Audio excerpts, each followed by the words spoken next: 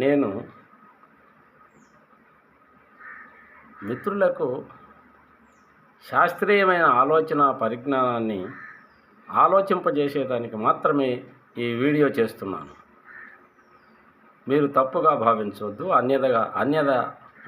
అన్యదగా భావించవద్దు.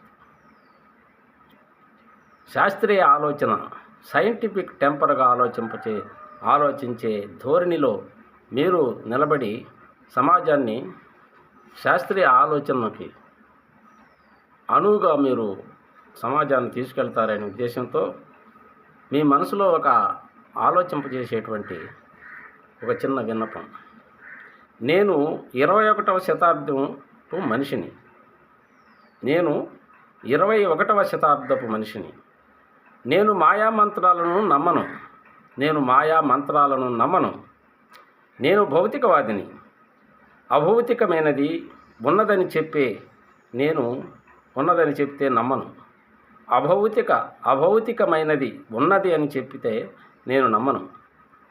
చెవులతో వింటే, కళ్ళతో చూస్తే, ముక్కుతో వాసన చూస్తే, స్పర్శ జ్ఞానం తెలిస్తేనే పదార్థం ఉన్నదని అనుకుంటాను. చెవులతో వింటే, కళ్ళతో చూస్తే, ముక్కుతో వాసన చూస్తే కానీ, స్పర్శ జ్ఞానం తెలిస్తేనే కానీ పదార్థం ఉన్నదని అనుకుంటాను. ఊహించుకొని భావించుకొని పదార్థం ఉందంటే నమ్మను. జ్ఞానేంద్రియాల వలన గుర్తించగలిగినదే భౌతికమైనది. పదార్థం అంటే పదార్థం ముందా, భావం ముందా అనే ఒక ప్రశ్న ఉంది.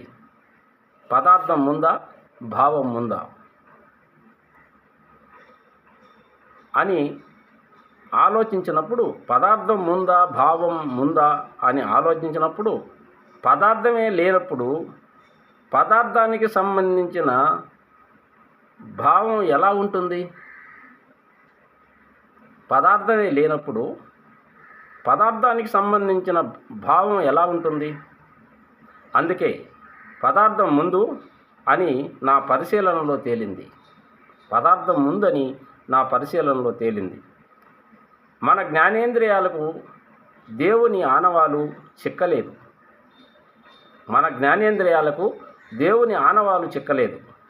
కాబట్టి దేవుడిని నేను నమ్మను.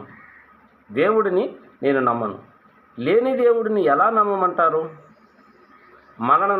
మనలను రక్షిస్తాడన్న దేవుడు తనను తాను రక్షించుకోలేడు.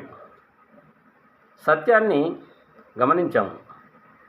వరద వచ్చినప్పుడు గుడి కొట్టుకుపోతున్నా, దొంగలు వచ్చి దేవుని మీద ఉన్న ఆభరణాలు దోచుకుపోతున్నా, దేవుని విగ్రహాలు ధ్వంసం చేస్తున్నా, కంటికి కనపడని సూక్ష్మజీవి అంటే కరోనా లాంటి జబ్బులకు భయపడి ఆ దేవుడు ఆలయాన్ని మూసేసి కూర్చున్న పురోహితులు, వారు సృష్టించిన దేవుడిని నేను ఎలా నమ్మాలి చెప్పండి?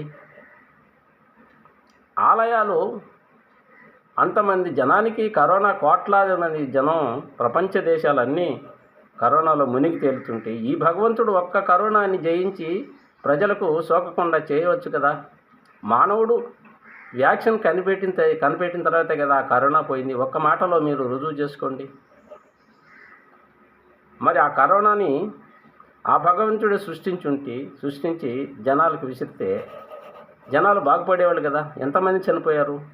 మరి దానికి భయపడి తలుపులు మూసుకొని లోపల కూర్చున్న ఆ దేవుడు మనకు ఎలా సహాయం చేయగలడని మీరు నమ్ముతారు? మీకు నమ్మకం లేదు. సామాన్య జనాలను నమ్మించి మోసం చేసి వాడు శ్రమను దోపిడీ చేసుకునే దానికి మాత్రమే పాలకులు, పురోహితులు కలిసి, బాబాలు, స్వామీజీలు, అన్ని మత పెద్దలు, బాబాలు, ముస్లింలు, ముల్లాలు, క్రైస్తవులు, మన బాబాలు, స్వామీజీలు అందరూ కలిసి మనిషిని మోసం చేసేదానికే ఈ యొక్క అందమైన అబద్ధాన్ని సృష్టించారు.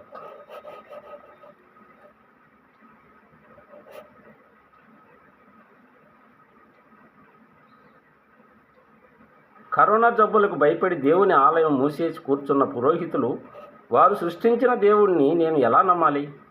పచ్చి చాడిజం. కాకపోతే అసలు దేవుడంటేనే ఒక అందమైన అబద్ధం.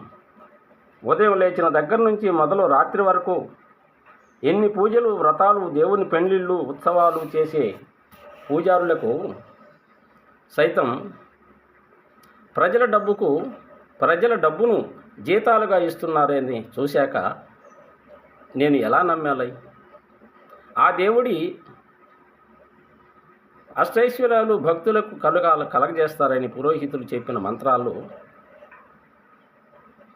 చెప్తారే, అప్పుడు ఆ పురోహితులు ఆ దేవుని దగ్గర జీతాలు, డబ్బులు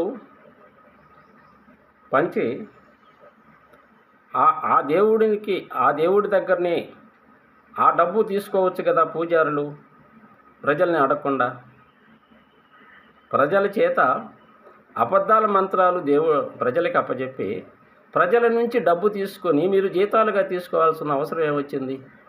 ఆ దేవుడి దగ్గరనే మీ అష్టైశ్వర్యాలు కూడా మీరే తీసుకొని ప్రజల దగ్గర డబ్బులు తీసుకోకుండా ప్రజలు అజ్ఞానంలో నుంచి నిలువు దోపిడీలు ఇస్తే ఆ నిలువు దోపిడీని కాజేసిన కోట్ల రూపాయల పురోహితులు ఉన్నారు కదా. కాబట్టి దేవుడు